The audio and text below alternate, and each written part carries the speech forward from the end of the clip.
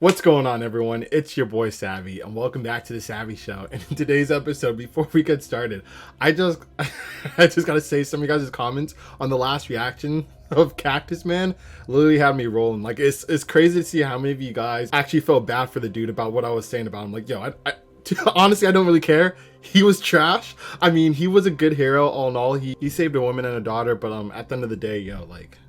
He's trash. But it's funny that you guys are sticking up for him. You guys are saying I was like pretty hard on him. I don't care. I thought it was funny. I'm gonna keep it 100. But with that being said, today we're diving deep into non-animation reaction, guys. Yo, I was waiting. I was holding off because these would get pretty long. But this is one that I was a few of you guys told me about this one, and the only thing I know about it is this has a significant canon storyline. I'm assuming, I don't know. I know all SCPs, there's like no real canon, but I guess this SCP has something to do with like an actual canon for the SCP Foundation as a whole, I think. I'm not too sure. We're gonna find out today though. So yeah.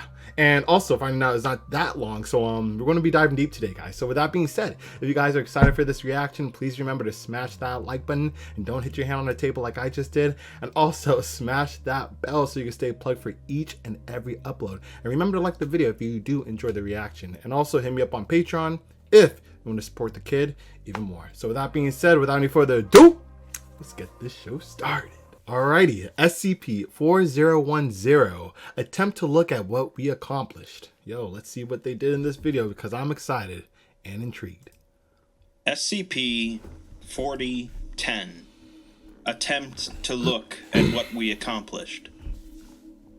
One of the more common requests within the SCP community is for a single, unified timeline of the SCP universe.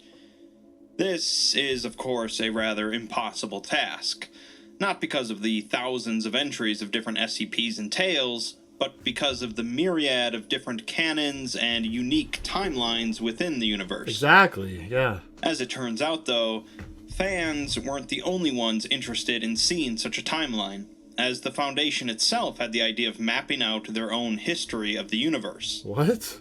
Since we're here to discuss an SCP, though, you can probably guess that it didn't go as planned. SCP-4010 concerns a single researcher, Madeline Saylor, who received a message from one of the O5s in which they inform her that she's been selected for Project Kronos. Wait, so a researcher is the SCP-4010? Oh, so I guess it's a story of a researcher ended up becoming an SCP. Or something. That's strange. An attempt to establish a complete chronological timeline. They're not forcing her onto the project, but if she accepts, she'll be completely isolated from the rest of the Foundation until the project is finished. Yeah, it must be important. For the purposes of confidentiality, with an estimated completion time of 1 year. Damn! She replies that she needs time to think about it and asks how urgent it is. The O5 responds with a single word, very, resulting in Madeline accepting. Why exactly the Foundation would urgently need a complete timeline of their universe is pretty interesting, and apparently enough to entice Madeline into the project. Her task is to establish a timeline of documented history as complete as possible, including anomalous events. The entirety of the Foundation database is made available to her, aside from things that they've already ruled out as being unrelated and or possibly cognitohazardous. The 001 slot is also available to her, but only once she asks for permission, as they think that she should have the basics in place first, since 001 could complicate things a little. Yeah, plural, multiple 001s. That's what I'm assuming. I'm assuming they're talking about all the proposals, because that would just make it extremely convoluted. All those different storylines within one SCP digit. Come on now. Some of the information she will come across must remain in absolute secrecy, even after the project's finished. And they warn her that she'll come across some startling information that she might think is too far-fetched or impossible to be true, but it is. I'm assuming they're talking about only like the Thamul classes or the super top tier SCPs that only like the O5 Council probably knows about, because yo, for her to complete a perfect canon storyline, she needs to know every part of all the SCPs to date. So, this is going to be crazy. It has the potential to be crazy. Madeline begins her timeline in very broad strokes, putting down the beginning of the universe and its presumable end, then adding the current date, the approximate time when Earth was formed and when life began, and finally when humans entered the picture. With that done, she begins looking into the database.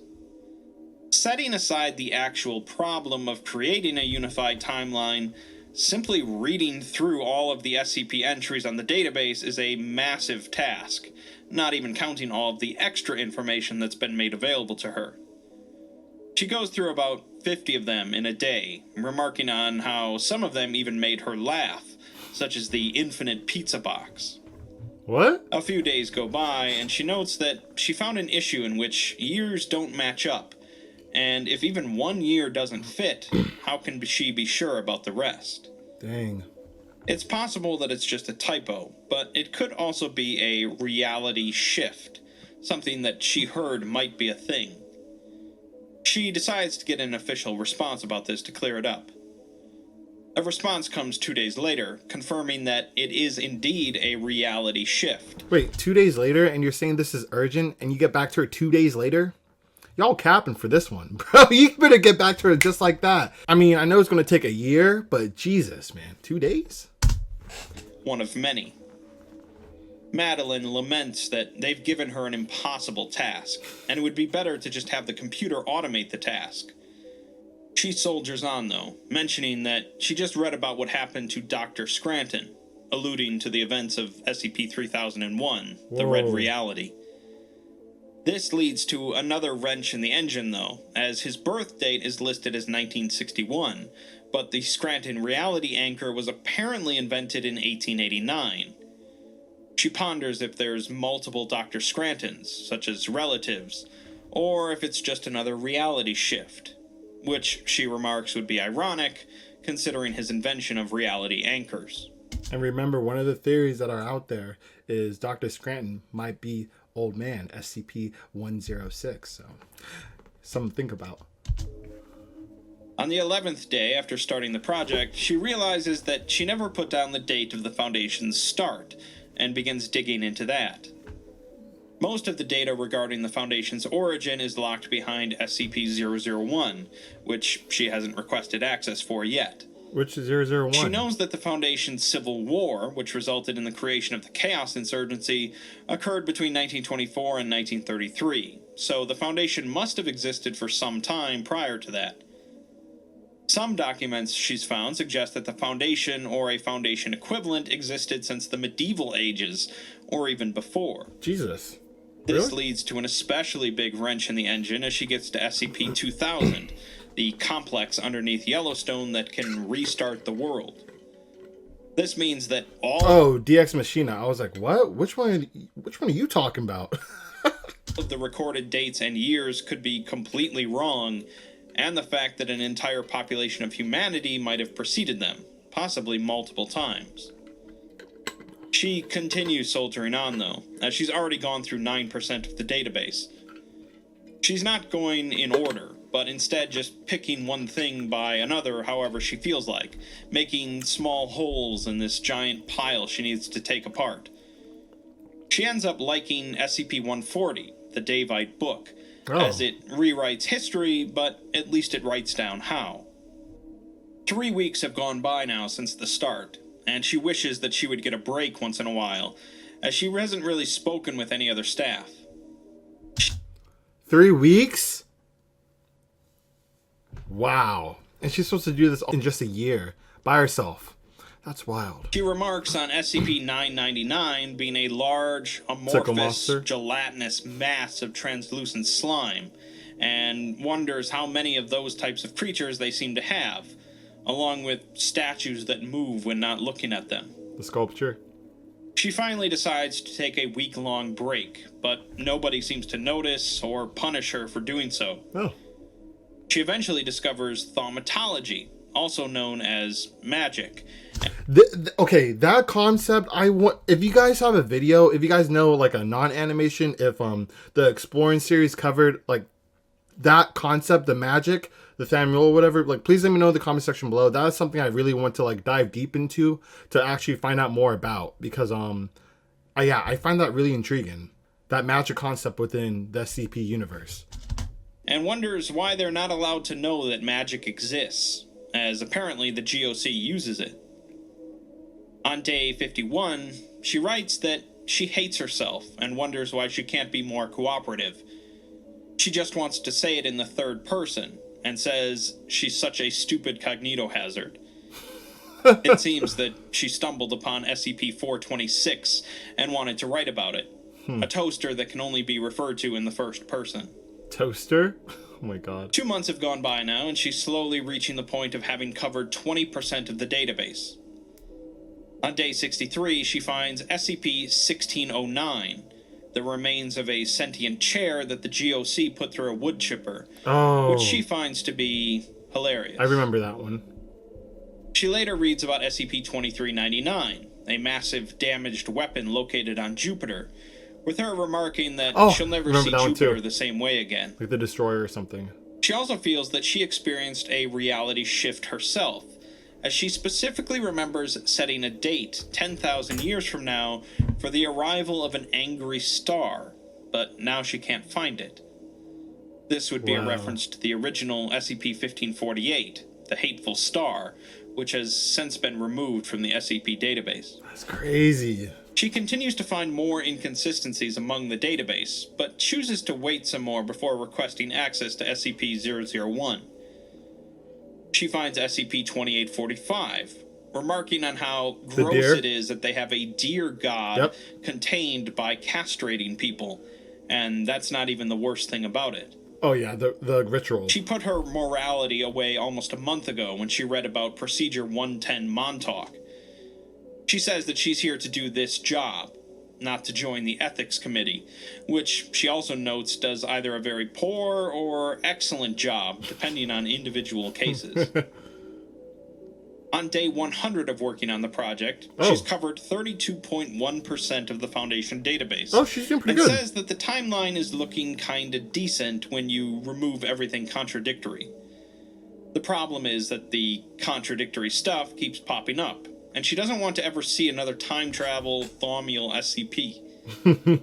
She's honestly thought about quitting the project, but something in her is curious about whatever it was that deserved the SCP-001 designation. Can you quit, though? So she finally requests access. Oh, wait. So there's going to be one SCP-001 in this canon storyline. Wow, I'll be curious then too. No wonder they didn't say which SCP-001 or what proposal she was referring to, because she's still trying to figure out which one she's going to fit in this storyline. Okay. Now I'm tracking. Let me hear that one more time, though. But something in her is curious about whatever it was that deserved the SCP-001 designation. Yeah. So she finally requests access. Of course, upon being granted access, she's shocked to discover that there isn't just one SCP-001, but instead dozens of proposals for 001. Rather than trying to fit all of them into the timeline, though, she decides to try and figure out which one is the actual 001. Okay, so never mind. She didn't even know there was multiple proposals.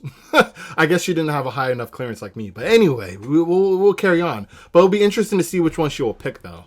By cross-checking the data with the rest of the database.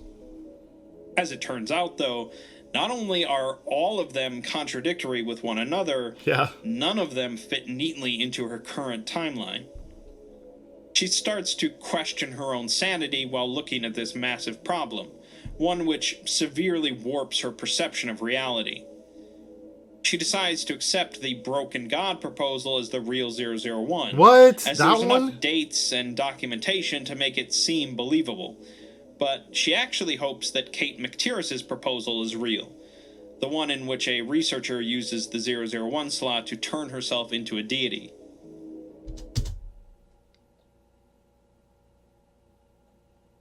What? Someone turned into a god, basically? Okay, hold up. I want to... Let me hear which one that was again, because I might cover that on a later date. As there's enough dates and documentation to make it seem believable. but she actually hopes that Kate McTierris's proposal is real. The one in which a researcher uses the 001 slot to turn herself into a deity. That's crazy. It's just not that simple, though, as if she takes the Gate Guardian as a real 001 proposal, it crosses out the possibility of 4 others as being real. If she starts looking at ones that will apparently happen in the future, such as when day breaks, it would require at least 2 major reality shifts to be possible in their current timeline. Yep. She takes another break before buckling down, and soon it's been 150 days since the start of the project. Jesus. I mean, damn, if I was sure, I would straight up just pick the prototype proposal. I mean, you could fit that pretty...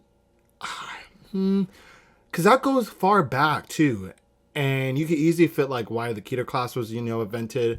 And, that concept of that SCP kind of, like, shows, like, the beginning stages of the Foundation, which is the storyline that you're building for the Foundation. So I feel like you could probably fit that a lot easier than, like, the Gate Guardian or, the Scarlet King. But that's just my own interpretation. Let me know what you guys think in the comment section below. Her timeline is still quite incomplete, as there's so many reality-bending anomalies, time travel machines, and impossible origin stories to consider. Yeah. She wonders if this is how researcher Talleyrand suffered in 3999.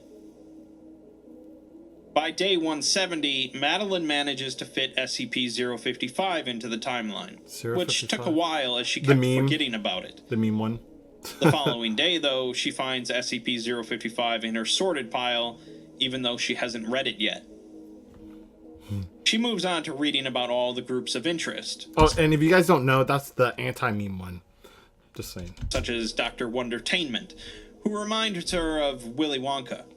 Go figure. She's bothered by the existence of the Black Queen, as she's terrified of having to deal with infinite universes of anomalies. Black Queen? Whoa. She hates Are We Cool Yet?, as she's seen far too many of their anomalies from her former research work. Haven't seen that one.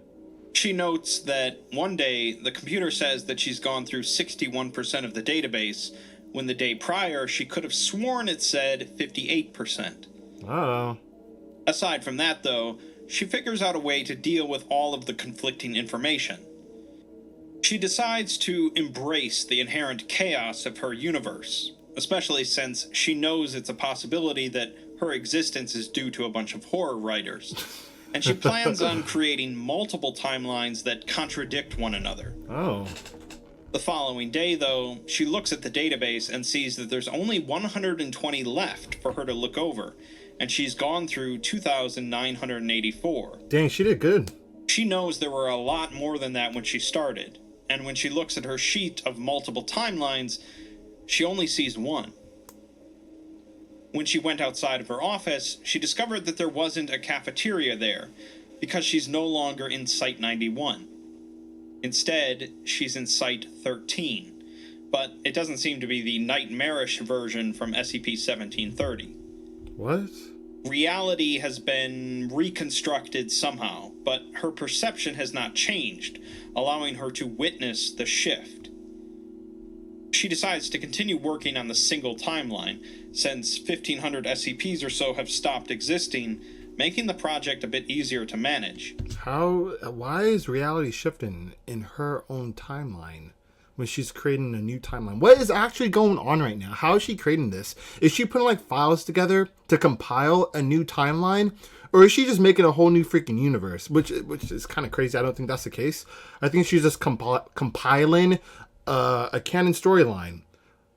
So if she's just doing that, why is the things switching in her own reality? What? She's not ruling out the possibility that her work caused the change, since she isn't experiencing any sign of her memories being altered, meaning that she's immune to the shift for some reason. Yeah. It seems that by slotting everything into a timeline, the universe is correcting itself by removing anything that doesn't fit properly. Ah. This has been happening for quite a while now as she's been working, but she's only realized now. At this point, only 43% of the original database remains. Yo, that is wild.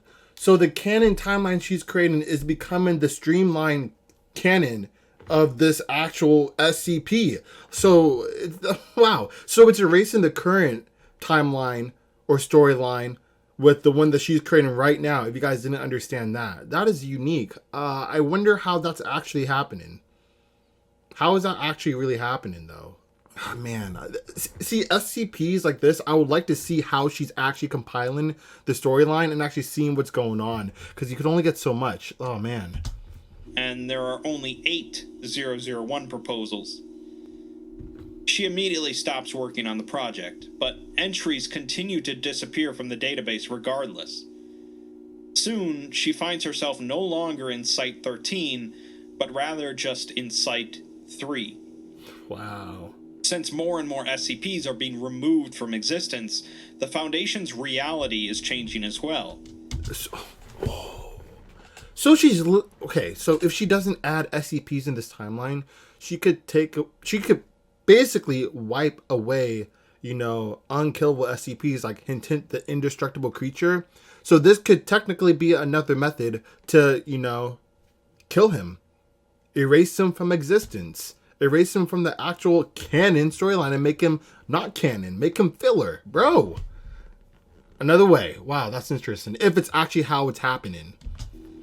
Since there's less anomalies around, the Foundation itself would be a lot smaller than it normally is. Oh. So they only have a few sites. That makes sense. And there's no O5 Council.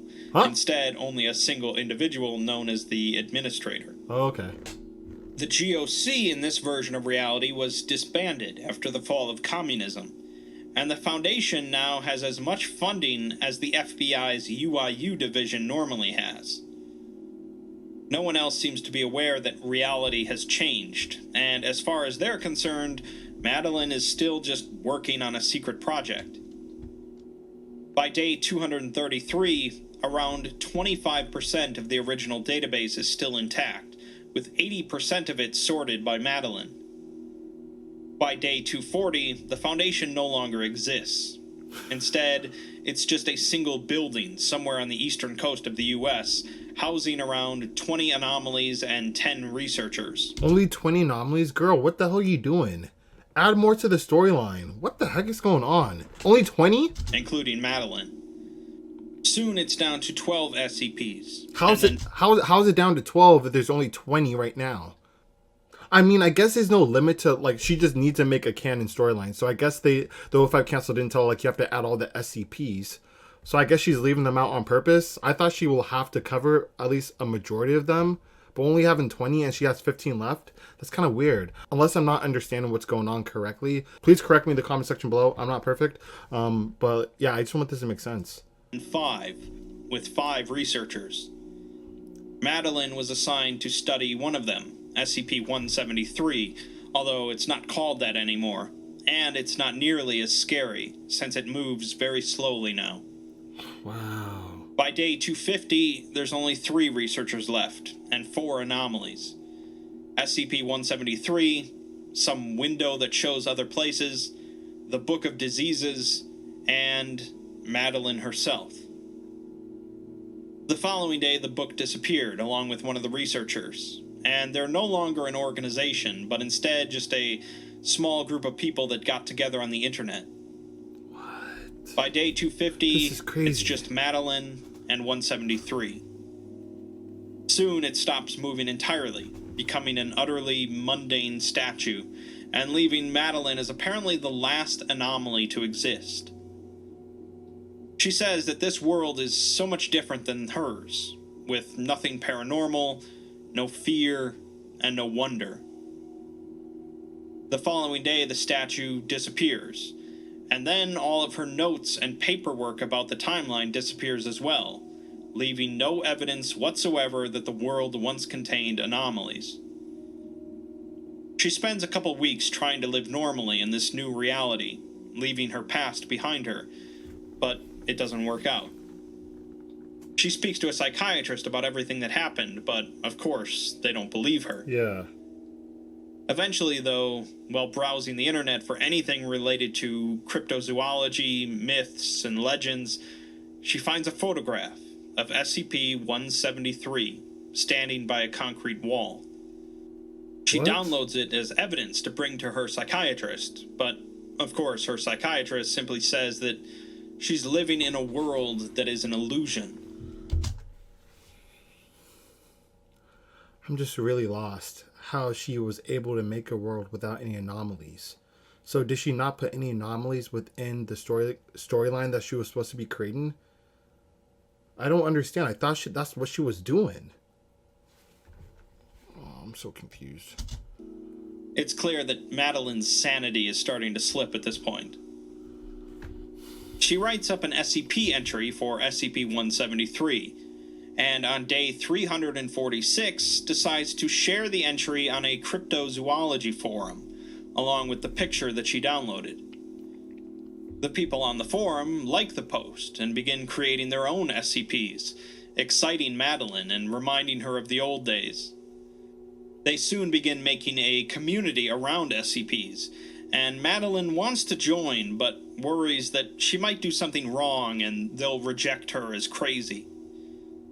On day 360, though, it clicks for her, and she realizes the implications of what she's done, and how her reality might possibly be created by a bunch of horror writers.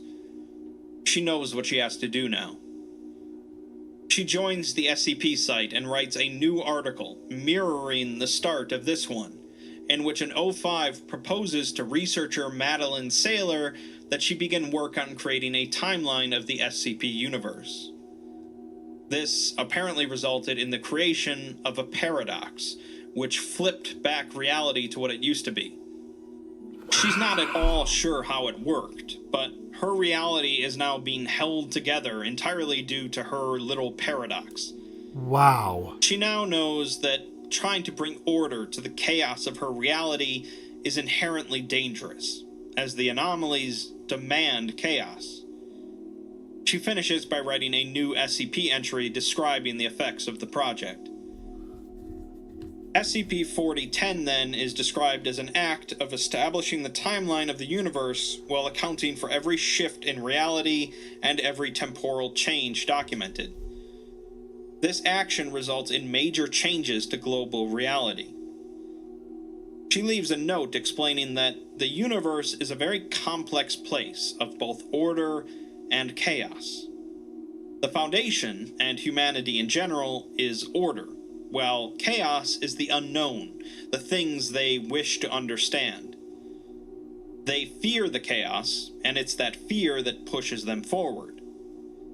SCP-4010 is an act of creating order out of chaos, but the universe runs on chaos and demands to remain broken.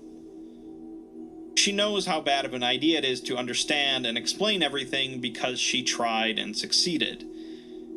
In order to fully remove all info about Project Kronos, Madeline erases all of the data, burns all of the physical evidence, destroys the audio recorder she's been using, and finally, destroys herself. Madeline really got the short end of the stick on this one, as the O5 Council really had no idea of the repercussions that creating a timeline would create. But what went into creating a new timeline? That's what I want to know. Maybe it's just like me nitpicking about a small factor within a greater scheme of this whole universe or this SCP, which is basically a whole paradox in itself. But what is making her actions change the reality that she's in now? Just because she's putting together files and actually, putting the dots to make a canon storyline. This is really confusing, but I'm assuming now we know that she found out within her reality that this is the way it is. She ended up writing this within the reality she created, this SCP, and explaining what it is. So maybe that is giving credence to what is actually happening with everything disappearing, because she erased them off, and why there's no anomalies there anymore. But if it's not that, I have no idea. I'm just really confused. At the same time, though, she really performed as well as any Foundation member could hope to perform. Yeah. And it'd be a real shame if she wasn't given some sort of posthumous award for her actions. The SCP universe is definitely a chaotic one compared to many other fictional universes. I'll say. Filled to the brim with contradictory accounts and information. but that's as it should be. So, whenever someone asks for a timeline of the SCP universe, you can let them know that doing so would drain it of the fuel of chaos that the universe needs to survive. Wow. Okay, I need to hear that one more time because that kind of like sums up everything that actually happened. Contradictory accounts and information, but that's as it should be. So, whenever someone asks for a timeline of the SCP universe, you can let them know that doing so would drain it of the fuel of chaos that the universe needs to survive. Drain of the fuel of chaos. So I guess the chaos is the actual multiple storylines because there's no significant canon. Because if there was, there wouldn't be chaos because there's only one, roadmap. There's so many different avenues because there's so many SCPs. Hence, that is the chaos. So that's why it was probably like going against what Madeline was actually trying to do. She was trying to add all of these SCPs into one storyline, but at the same time, the world itself, reality wasn't, stopping that because it needs the chaos to survive. So in turn, she had no choice but to actually erase everything because there's no way that could be one storyline with all these SCPs because there would be no chaos if that's the case, which means no universe. Kind of weird, but I think that's what this SCP is supposed to be about. I could be wrong, but this was really cool. It made me think a lot. Let's see. I'm pretty sure it's over. Ooh, okay. Is there any more, or is this whole time? Yeah, it is. Our universe runs on chaos, just like cars do on gasoline. So try not to burn all of it. Try not to fix it. Otherwise, we can all face the actual end very soon. It demands to be broken. Please trust me when I say that looking back at history to see what you can make out of it is a bad idea. Constructing a timeline is a bad idea. Understanding, explaining everything that happened is a bad idea. I tried and I succeeded. Okay, this is wow. That summed up everything. Literally, the world runs on chaos just like cars do with gasoline. That makes sense.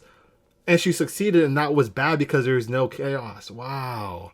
And that's why she wrote everything off, and that's why that was crazy. This was a crazy SCP. It actually came together towards the end. Like some of my answers actually got answered with this breakdown and what Exploring series explained very, very well at the end. This was great. I'm glad I was able to react to such a cool non-animation today. That just gave me a whole new perception of basically the whole universe of the SCP Foundation because it needs chaos, which makes sense of all the multiple realities. Dang. Wow, that's cool. If you guys enjoyed this reaction, please remember to smash that like button. Also, please let me know what you guys thought about this in the comment section below. Guys, this was a crazy one. I love to dive deep with you guys in the comments. And with that being said, remember to smash that sub button as well too if you're not already part of the family. And hit up Patreon if you want to support the kid even more. And if you have any suggestions you want to deliver to the boy. So with that being said, unfortunately, that concludes today's episode. However, I'll catch you guys on the next one.